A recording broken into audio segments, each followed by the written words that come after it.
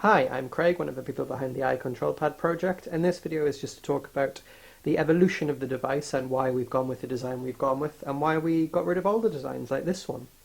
Some of you have been following the project for what may seem like years, because it's about 2.5 years. May remember this was the original design, and the iPhone sat in it like this.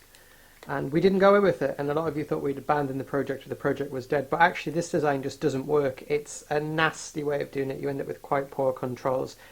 No space for any analog controls at all, and of course every time you want to use it on a different device you're going to have to buy a new one of these, and it would have cost too much for us to manufacture lots of different versions of this, and you guys probably wouldn't have liked it having to buy a new one every time you got a new device, and well, you know, we know how many of you like to buy all the latest devices, possibly several a year. So that design was scrapped. Then we moved on to what looks a little bit more familiar now for those of you who have been following it, which was this design, and the idea being whatever device you want to put in it goes in there, and then these side bits go on like this, and then this piece, this is a debug cable, this isn't the final design, goes in there. And this was the first design we made of this, and it had sort of push release mechanisms on the side made of plastic. So the idea was that you pushed this in like this, and then that would pop off there, but predictably what happened was the plastic would snap after so long and it would stop working.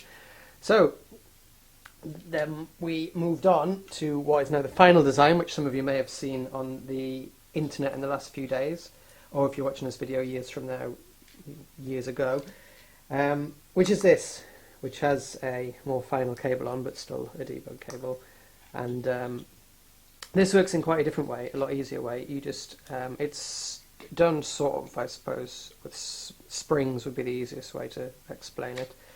That clips on there, and what you've got on the back is a little padlock, and you just clip that down, and if you want to release it, you push it up and it spring releases, but when it's down the spring's pushing it down, so it's solid, it can't come off. And then you just put your iPhone in the middle. You can put the iPhone in either way around. The cable on the back comes out the middle, so you can connect it that way, or you can connect it that way. So you put that in whichever way around you want it, and then you clip the other one on and click that down, and there you go. It's nice and solid. And whenever you buy a new device, you don't have to buy a whole new thing, you just have to buy a new one of these, the side clip.